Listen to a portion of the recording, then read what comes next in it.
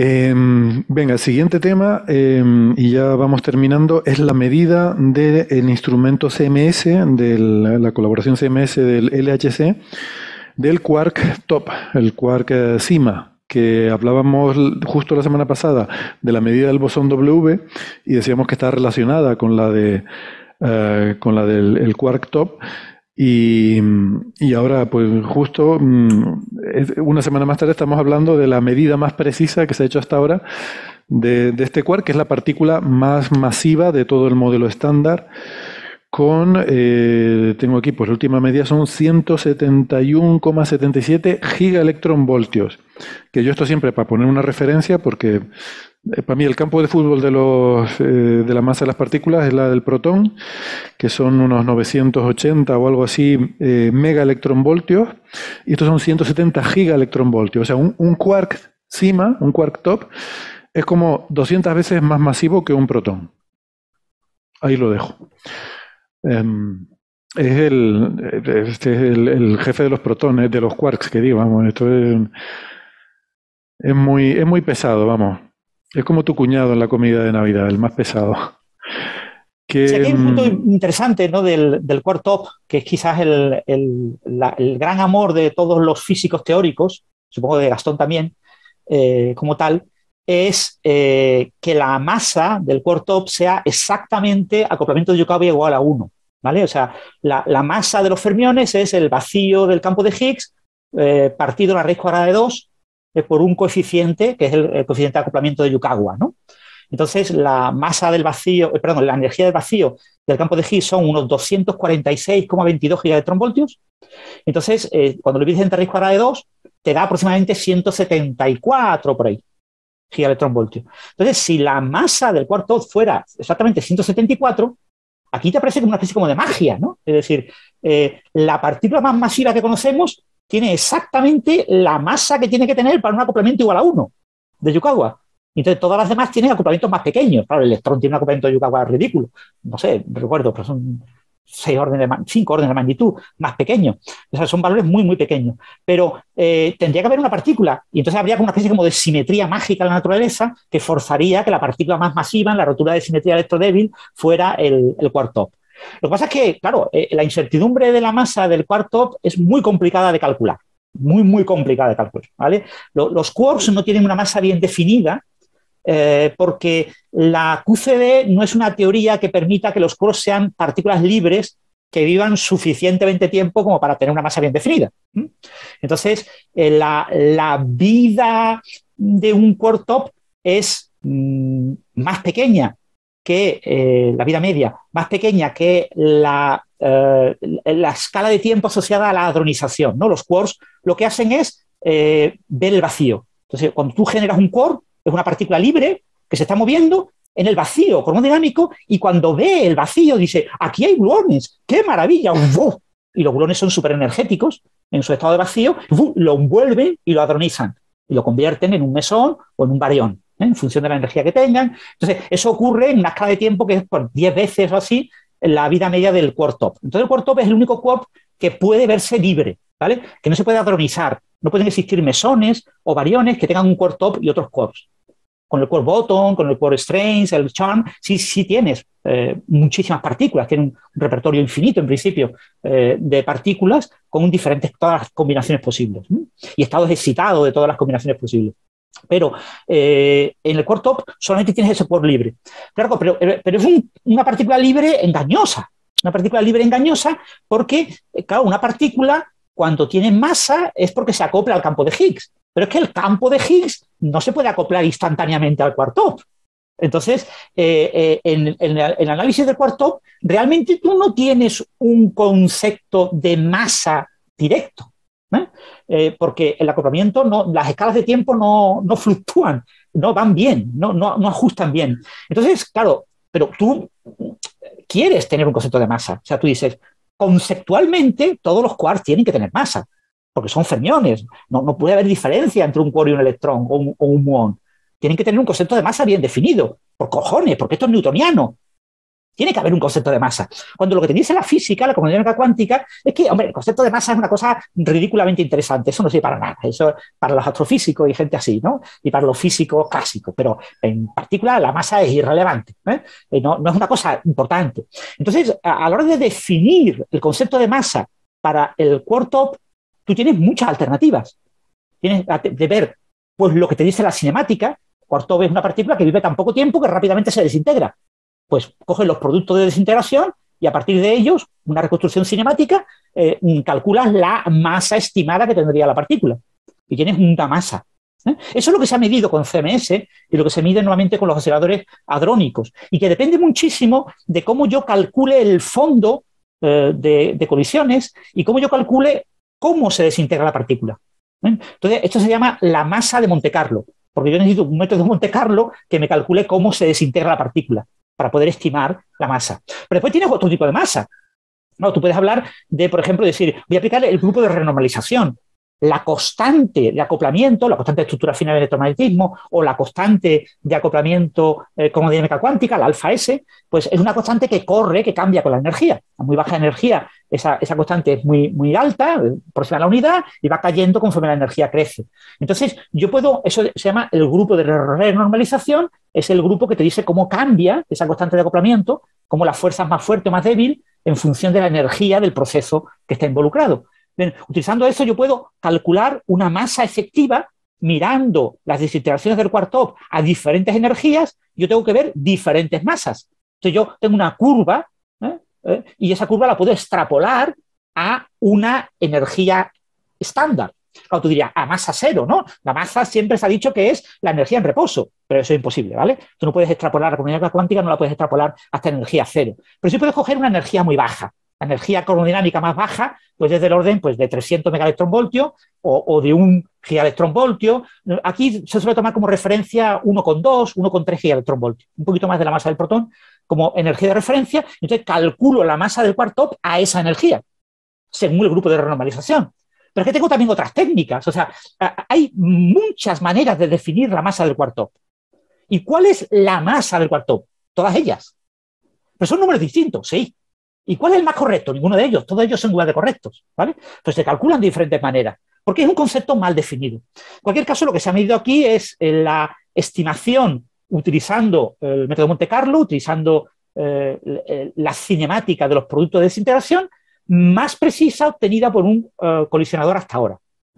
Y, bueno, es un gran hito, porque es una cosa muy complicada de medir, ¿no? Entonces, aquí se han utilizado todos los datos. Perdona, ¿es un gran hito o un granito, como un granito de arena? O sea, no me queda claro si es algo muy grande o muy pequeño. En el pie de los físicos teóricos.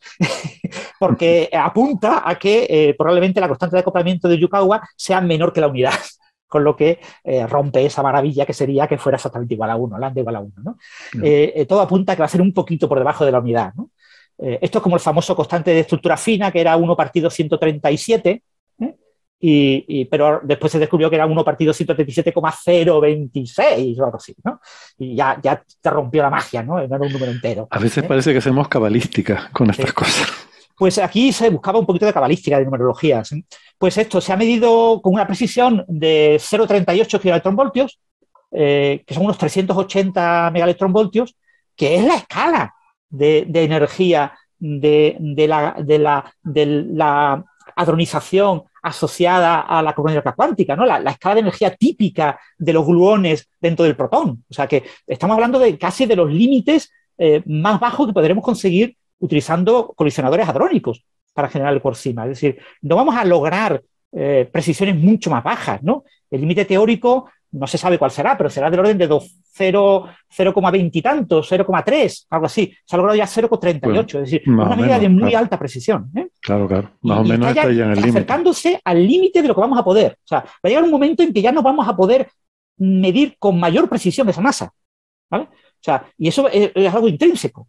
Entonces, habrá que utilizar las otras masas, otras maneras de medir la masa para poder seguir ajustando la precisión y siendo más preciso de eso, ¿no? Pero con este método estamos ya cerca, todavía queda, pero probablemente cuando llegue el LHC en el 2027 o por ahí, probablemente ya tendremos un límite de la masa del quark top que ya será inmovible, ya no podremos bajar de ese límite, ¿no? Y bueno, se ha medido por CMS, un gran hito, y es un valor compatible perfectamente con el modelo estándar, con las predicciones, y ahora hay que esperar a que Atlas vuelva o sea, también haga lo mismo, también nos presente el nuevo valor y ya podemos combinar ambos valores, el de CMS y el de Atlas, y obtener la medida de la masa del quark top del LHC, ¿no?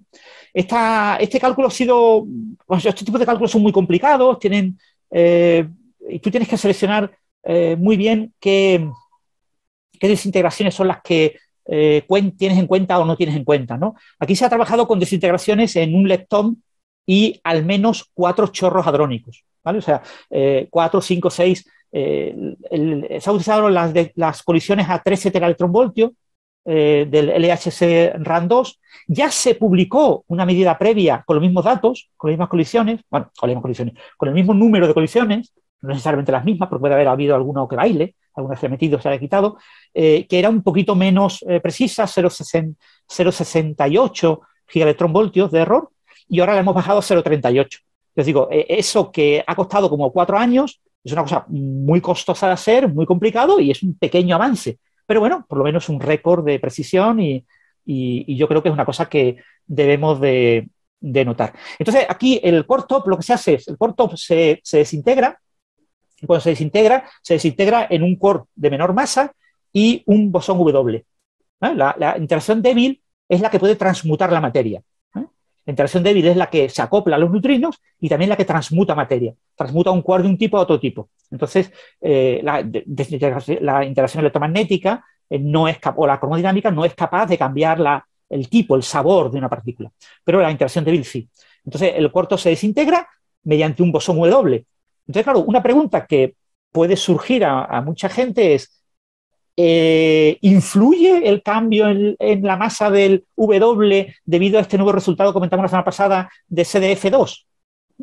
Y la respuesta, una de las cosas que he comentado en la pieza de mi blog, es que no influye, por fortuna no influye. Los investigadores realmente no necesitas conocer bien la masa del bosón W, porque como se te va a desintegrar en un electrón o un muón y en un neutrino, y el neutrino no lo ves, no tienes la estimación de energía que tienes ahí, pues tienes un error enorme en la estimación de la energía del neutrino.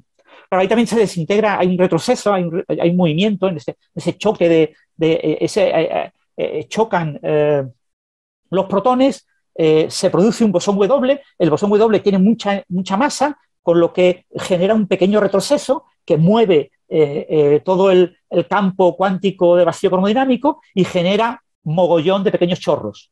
Por eso, tú quieres detectar un único electrón o un único muón que te venga de un W, porque no puedes ver el neutrino, pero no sabes si viene de un top o no. Sabes si viene de un top si hay mucha cosa cromodinámica debajo, dentro, cerca de ese W, que se haya movido y que se haya removido, y que haberse removido genere muchos chorritos de menor energía. Entonces, por eso pides que al menos haya 4 chorros hadrónicos. Un comentario, Francis, solamente, que aparte de esto de que, corregime si me equivoco, pero aparte de que, como explicás, no es tan sensible al valor preciso de la masa del W, encima se preocuparon por usar un valor intermedio entre el recientemente medido y la predicción teórica. En lugar de 80.357, 80.343, usaron 80.400. Exactamente, hicieron eso, no sé si porque sabían que iba a pasar por esto, es un valor que han tomado y llevarán usándolo un tiempo, sino probablemente porque no era necesario llegar a una precisión mayor, ¿no? Entonces con eso evitas la posibilidad de que alguien te diga que hay sesgos porque has utilizado ahí un valor más preciso de la cuenta, ¿no? En este tipo de análisis donde tienes energía perdida, el error que vas a tener en tu estimación de la energía asociada al neutrino es muy alto, con lo que no merece la pena poner un valor especialmente preciso en ese detalle. Ellos lo especifican en el artículo, indican que utilizaron ese valor de 80.400, que es, claro, si tú interpretas directamente ese número, tiene un error de más menos 100. Cuando la medida de SDF se diferencia de la otra en 79 o así, no recuerdo, o sea, 70 y tantos, no recuerdo el número, pero menos de 100. Claro, has metido un error suficientemente gordo como para que te importe un comino si hay modificación, si utilizan el valor del Particle Data Group del 2021, del 2020 o del 2018. Es irrelevante porque la banda que has puesto mete el valor siempre ahí dentro. si la masa del quark top medida en este trabajo es válida solo en libertad o es válida también dentro del nucleón y cuando no está interactuando directamente con el Higgs. Bueno, yo creo que lo de interactuar directamente con el Higgs es siempre, ¿no? No creo que eso dependa de que esté libre o no. Pero si esa masa es cuando está en libertad o cuando está en un hadronizado. En principio el top no hadroniza. O sea, no tiene sentido decir que en un protón, o sea, cuando tú tienes un protón es un objeto compuesto, básicamente es un agregado de vacío cromodinámico, o sea, muchos gluones virtuales y generando pares quark-antiquark, y para que aquello tenga cierta consistencia hay como 3 excitaciones tipo quark de colores distintos que son las que son los quarks de valencia. Entonces tienes como 3 excitaciones claras, 3 piquitos claros, rodeados de una enorme masa de un número enorme de gluones y de pares quark-antiquark. Entonces, en un protón a baja energía dominan los quarks virtuales de baja masa, es decir, arriba abajo y el extraño. Si tú consideras un protón a más alta energía, por ejemplo, los protones que se aceleran en el LHC, que van acelerados a casi 7 teraelectronvoltios, esos ya tienen una importante componente de charm, de encanto, de un porcentaje, no recuerdo, 2, 3, 4%, de ese orden. O sea, ya, pero no tienen, por ejemplo, quark bottom, ¿vale? O sea, pueden producir quark bottom cuando colisionan, pero en su interior no tienen por lo menos no tienen una componente medible de quark bottom en su interior. Pero en cualquier caso, no pueden tener ninguna componente propia del quark top. Es decir, incluso a energías Pero para empezar, enormes, su masa es mucho mayor que la del propio protón, ¿no? Tendría que ser, bueno, quizás con la energía cinética claro, podrían estamos hablando tener. de un protón acelerado a 7.500 veces Claro, su masa. acelerado, sí, claro. 7.000 veces su masa. Estamos hablando de teraelectronvoltios, sí, ¿vale? claro. O sea, son 7.000 veces, más de 7.000 veces la masa correspondiente perdón, la energía correspondiente a su masa en reposo. O sea, es una barbaridad. Pero aún así, incluso cuando tú llegas a energías enormes, imagínate 1.000.000 de veces esa energía, tú sí tendrías una enorme componente de quark bottom. Tendrías una enorme cantidad de bottom, pero no tendrías nada de top. ¿Y por qué no tendrías nada de top? Porque el top tiene una vida media muy corta, no recuerdo, días a la menos 24 segundos o algo así. O sea, es una vida extremadamente corta, entonces no hadroniza, no ve el vacío. El quark top, cuando tú produces en una colisión un quark top, ese quark top rápidamente se desintegra, antes de que le dé tiempo a darse cuenta de que está rodeado del vacío cromodinámico.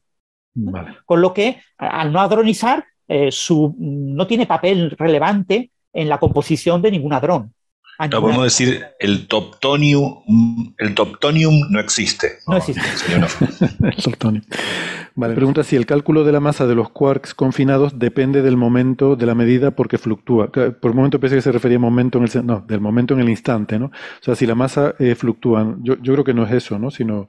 Bueno, claro, la masa de un quark está definida por el acoplado. O sea, si el quark pudiera existir como partícula libre. La masa de un electrón. La masa de un electrón está definida por su acoplamiento con el campo de Higgs.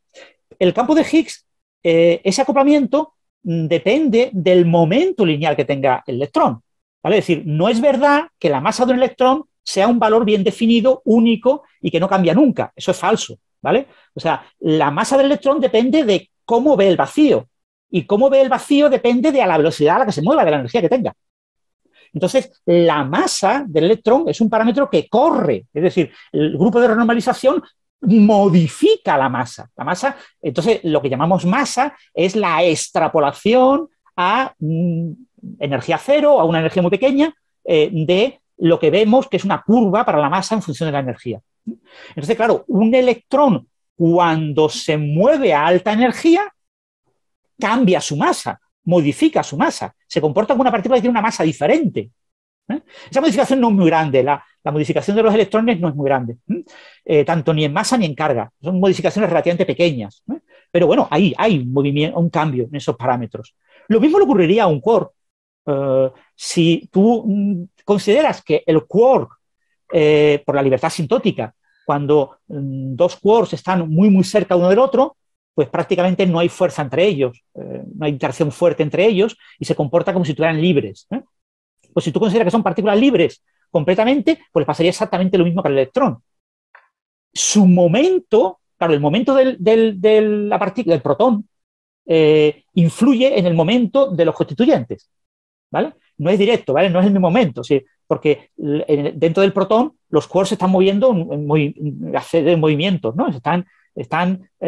No se mueven en la misma dirección que el protón, ¿vale? No tienen una energía.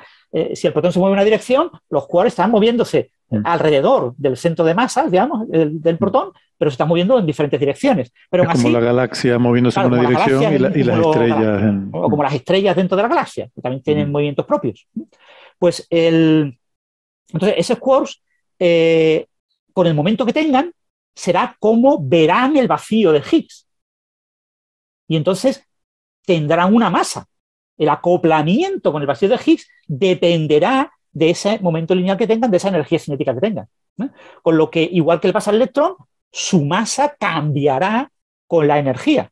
Entonces, cuando tú tienes un protón a alta energía, estás modificando la energía de sus constituyentes, de sus quarks y antiquarks dentro, y esos quarks y antiquarks tienen unas energías diferentes, así el protón tiene una menor energía o está, entre comillas, en reposo. Entonces, la masa de esos quarks depende de esa energía. Y en la cromodinámica cuántica sí hay un cambio relevante, ¿vale? La constante de acoplamiento de cromodinámica cuántica varía muchísimo con la energía, ¿eh?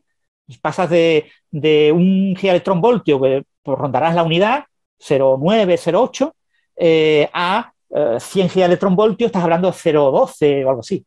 O sea, hay una variación muy grande en un rango de energía relativamente pequeño. Por eso la interacción fuerte a una escala grande, yo sé, 10 a la 12, 10 a la 14 gigaelectronvoltios, ya tiene su intensidad es comparable a la del electromagnetismo y casi se unifica con el electromagnetismo.